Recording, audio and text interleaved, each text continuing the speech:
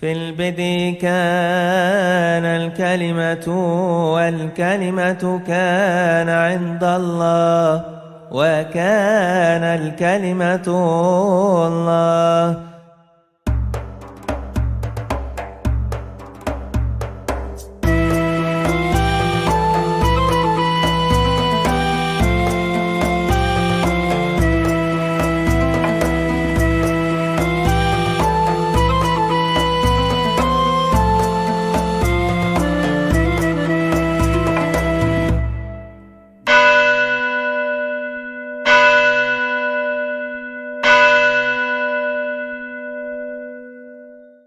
Yesus berdoa kepada Tuhan. Itu satu, Pak. Apakah nama Yesus itu Bapa? Itu pertanyaan sangat sederhana.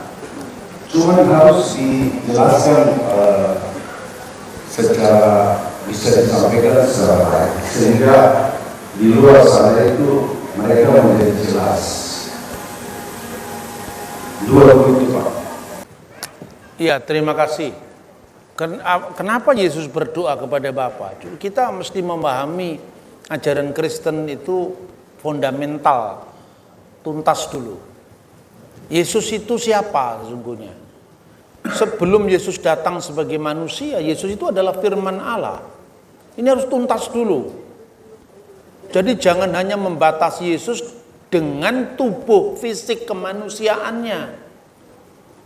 Sebagai firman, Yesus itu sudah ada sebelum langit bumi ini ada. Makanya gereja kemudian melalui ilham Roh Kudus di bawah tuntunan apostolik, katekete, ajaran para rasul dari 12 rasul, 70 rasul, murid dari muridnya rasul, murid dari muridnya rasul lagi, seterusnya sampai bapak-bapak rasuli yang mengadakan konsili-konsili sampai di gereja kita sekarang. Jadi kontinuitas ajaran itu kemudian menyimpulkan bahwa Kristus itu sepenuhnya ilahi, perfect in Godhead, sempurna dalam kemanusiaannya sebagai apa? Sebagai the word of God, sebagai firman Allah. Pada saat yang sama, at the same time, Jesus perfect in manhood as the son of Mary. Sebagai putra Maryam, dia sepenuhnya manusia.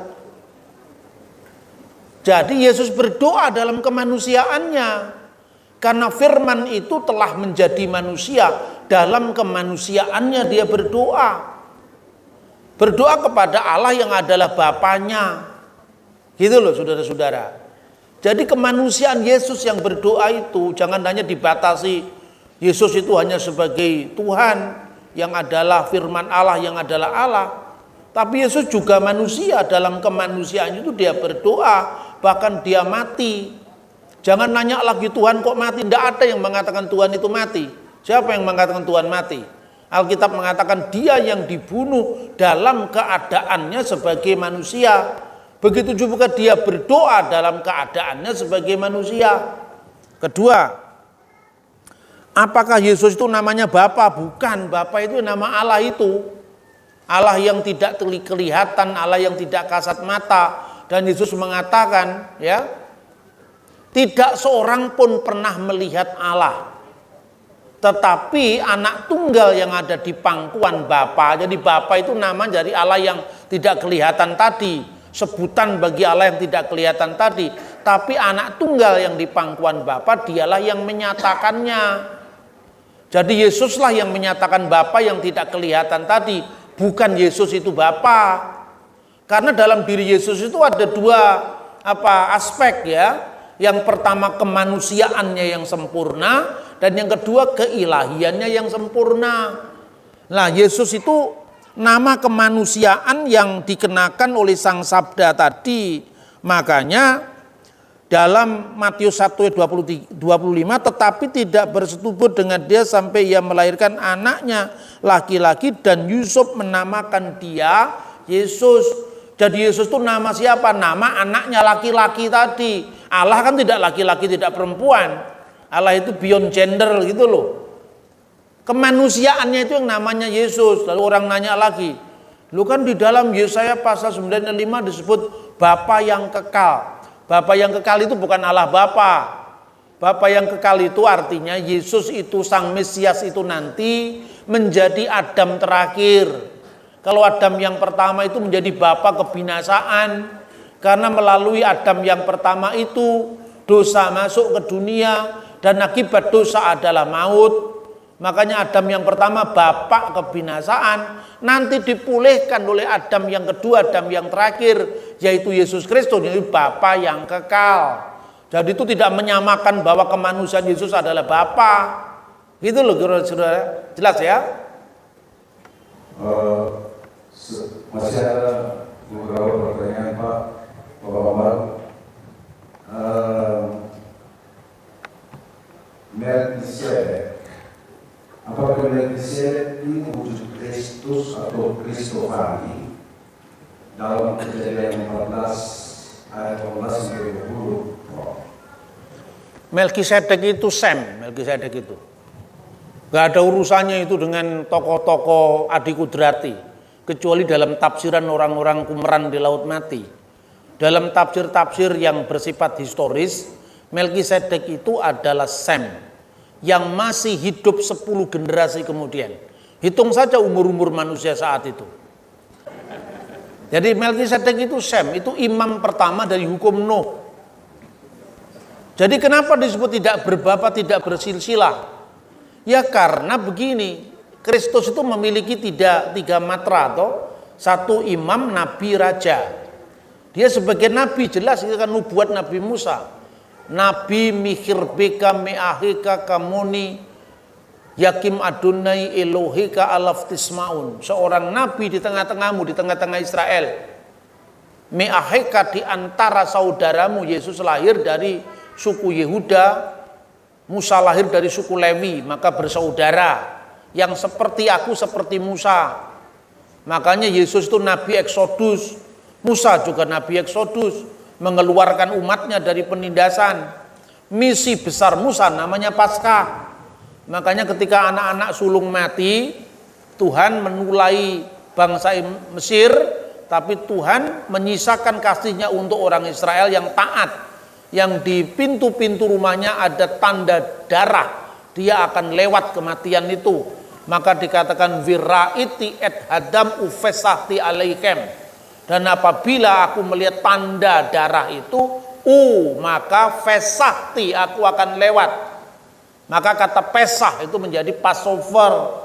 Kalau Paskahnya Musa itu keluaran dari tanah Mesir menuju ke tanah perjanjian, Paskah Kristen itu adalah kebangkitan Yesus yang menjamin hidup yang kekal bagi setiap orang yang percaya kepadanya, tidak binasa melainkan memperoleh hidup yang kekal. Simbolnya pun juga tetap, roti dan anggur selalu ada di sana. Orang Yahudi memecah-mecahkan roti, memberkati dan mengatakan dalam bahasa Aramaik, ya, halakma annia diakalu afaktana bi'ar amisrayim.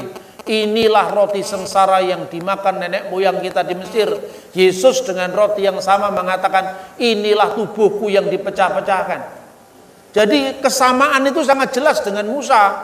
Kalau itu berlaku bagi Nabi Arab atau Nabi Palestina atau Nabi Indonesia, tidak ada cocoknya. Ya, jadi kekhususan ini khusus yang benar-benar khusus. Kedua, Yesus adalah raja. Itu disebutkan misalnya di dalam Mazmur Daud. Ya, Mesias itu raja, maka disebut duduklah kamu di sebelah kananku. Ya, siflimini, duduklah kamu di sebelah kananku. Maka siapa yang disebut duduk di sebelah kanan itu? Yaitu Sang Mesias.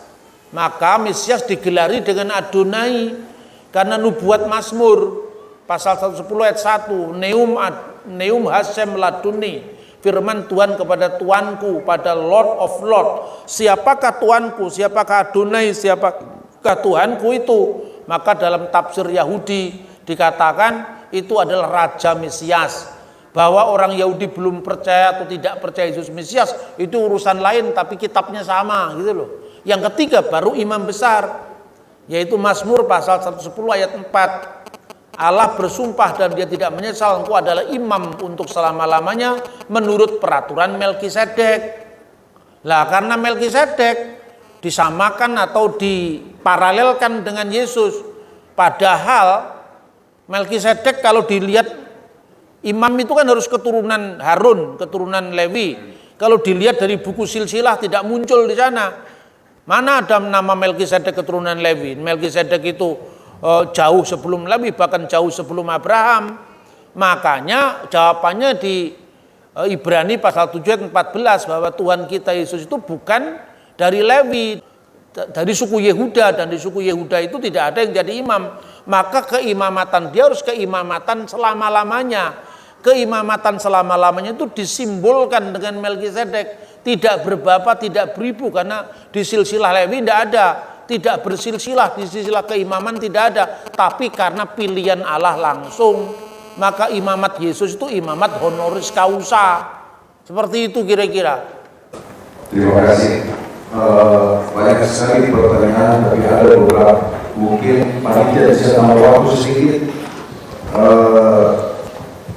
Ada yang bertanya, Yesus setelah naik ke surga duduk di sebelah kanan Allah. Kira-kira bagaimana maksudnya itu? Duduk di sebelah kanan Allah itu bukan dua kursi, itu perumpamaan.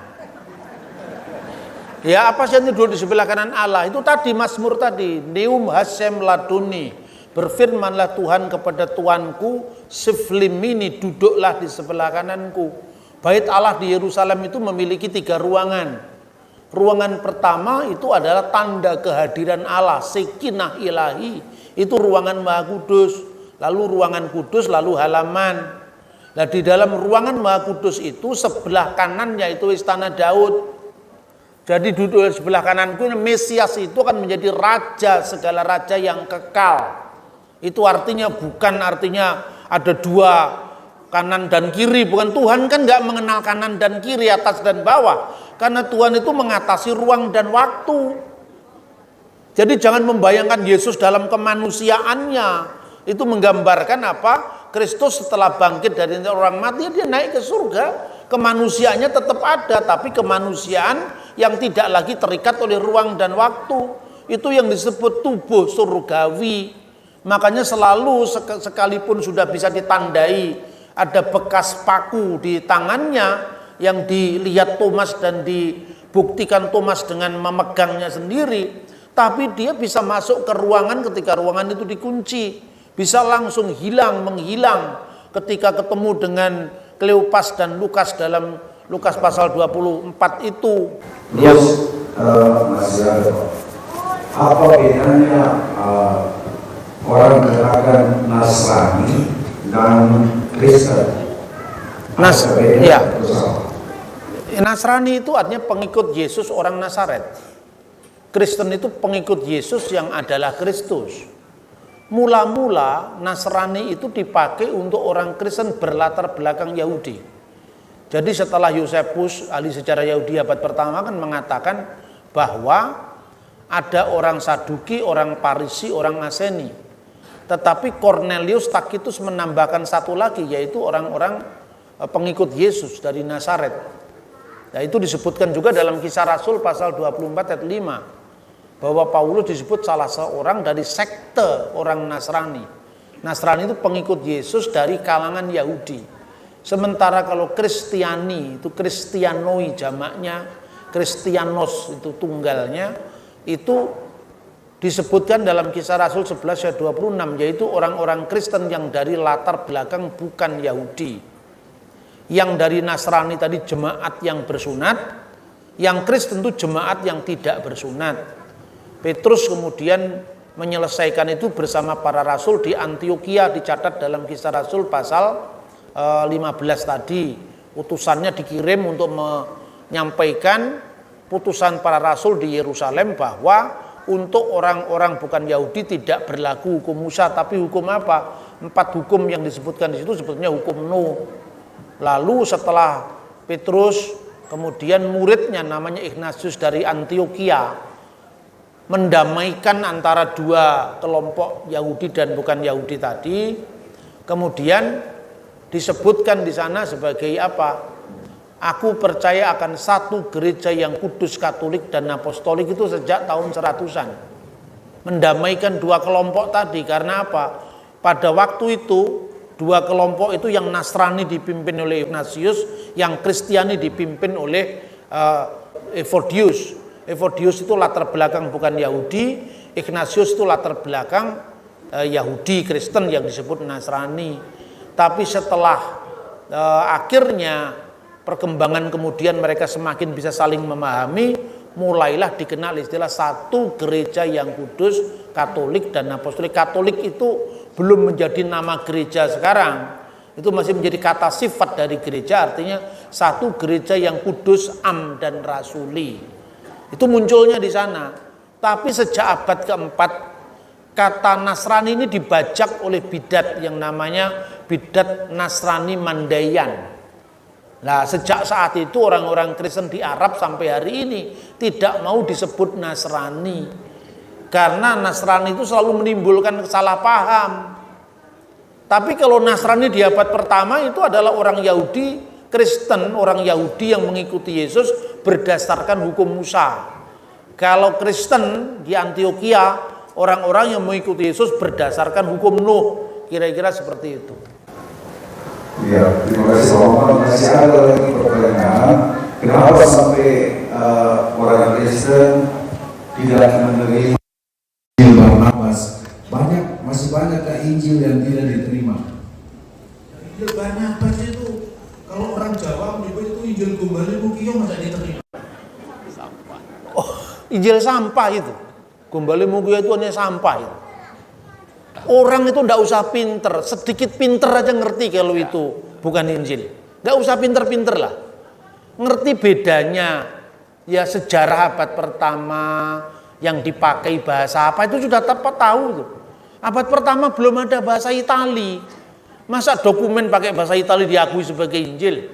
Bahasa Itali itu perkembangan dari bahasa Latin. Seperti bahasa Indonesia perkembangan dari bahasa Melayu. Kalau Anda cari di prasasti Kedukan Bukit, prasasti Batu Kapur, prasasti Trengganu, tidak mungkin Anda mengatakan Pak Mantan, belum ada kata itu.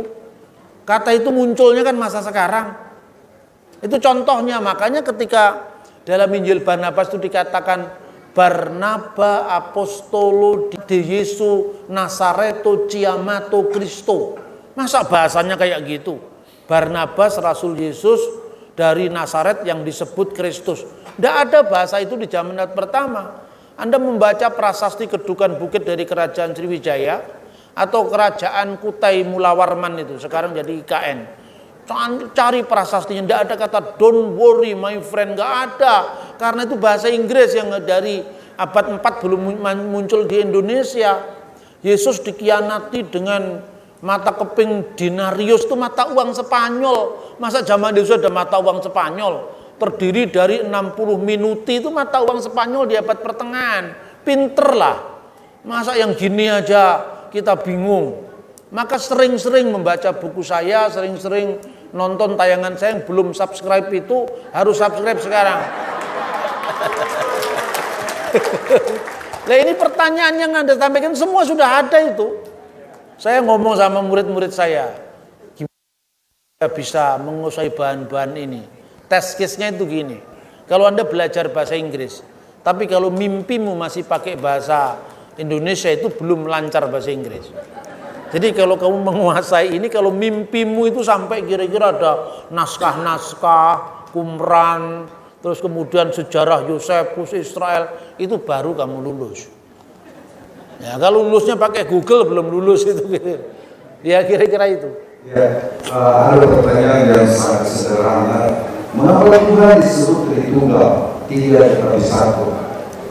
Ini sederhana. Ya memang begitu. Gak usah ada dijawab itu. Memang Tuhan Tritunggal, nggak usah mengapa. Ya memang karena jawabannya Tuhan Tritunggal. Pertanyaan berikutnya, kata Tritunggal tidak ada dalam Alkitab. Teologi agama apapun judulnya juga tidak ada di Alkitabnya. Kenapa hanya Kristen yang dibully? Islam misalnya, ajaran utamanya tauhid. Mana ada kata tauhid dalam Quran? Apa kalau nggak ada judul berarti ajarannya salah? Oh, judul dipersoalkan isinya gagal paham. Iya toh? Jangan mempersoalkan judul. Maka kalau Anda sering dibully, ya, itu harus tahan bantingan, akalnya dipakai supaya sekalipun kita tidak membuli orang lain, tapi bisa menjawab bulian orang lain. Itu kira-kira. Tidak usah kita membalas ngejek dengan mengejek, tidak usah lah. Itu bukan cara Kristen seperti itu.